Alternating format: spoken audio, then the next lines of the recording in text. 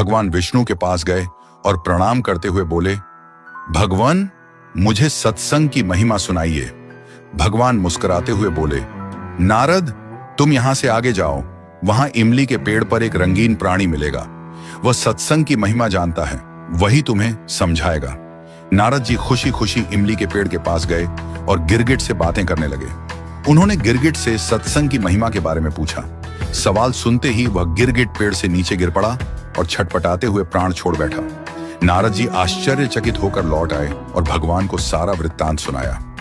भगवान मुस्कुराते हुए बोले, इस बार तुम नगर के उस धनवान के घर जाओ और वहां जो तोता पिंजरे में दिखेगा उसी से सत्संग की महिमा पूछ लेना। नारद जी क्षण भर में वहां पहुंच गए। उन्होंने तोते से सत्संग का महत्व पूछा। थोड़ी देर बाद ही तोते की आंखें बंद हो गईं और उसके भी प्राण पखेरु उड़ गए। इस बार तो नारद जी भी घबरा गए और दौड़कर भगवान के पास पहुंचे। नारद जी ने कहा, भगवान, यह क्या लीला है? क्या सत्संग का नाम सुनकर मरना ही सत्संग की महिमा है? भगवान हंसते हुए बोले, यह बात भी तुम्हें जल्द ही समझ आ जाएगी। इस बार तुम नगर के राजा के महल में जाओ और उसके नवजात पुत्र से अपना प्रश्न पूछो। नारद जी थर थर कांपने लगे और बोले, अभी तक तो पक्षी ही अपने प्राण छोड़ रहे थे। इस बार यदि वह नवजात राजपुत्र मर गया तो राजा मुझे जीवित नहीं छोड़ेगा। भगवान ने नारद जी को अभयदान दिया। नारद जी ने हिम्मत जुटाई और राजमहल में आए। वहां उनका बड़ा सत्कार किया गया। अब तक राजा को कोई संतान नहीं थी, अतः पुत्र के जन्म पर बड़े आनंदोल्लास से उत्सव मनाया जा रहा था। नारद जी ने डरते डरते राजा से पुत्र के बारे में पूछा। उन्हें राजपुत्र के पास ले जाया गया। पसीने से तरबतर, मन ही मन श्री हरि का नाम लेते हुए नारद जी ने राजपुत्र से सत्संग की महिमा का प्रश्न किया।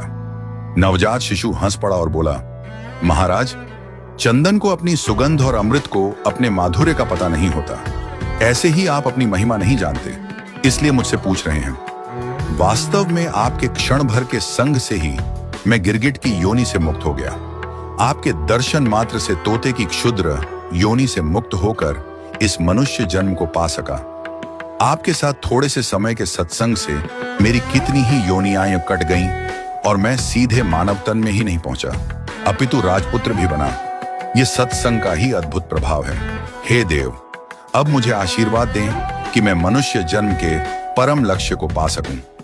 और बालक ने भगवान का नाम जपा, ओम नमो भगवते वासुदेवाय। भगवान विष्णु दूर वैकुंठ में मुस्कुरा रहे थे। उनकी मुस्कान में यह संदेश छिपा था, जितना समय तुम भगवान और भक्तों की संगति में बिताओगे उतना ही जल्दी तुम्हारे भीतर का अंधकार मिटेगा। सत्संग वह प्रकाश है जो जीवन का मार्ग बदल देता है।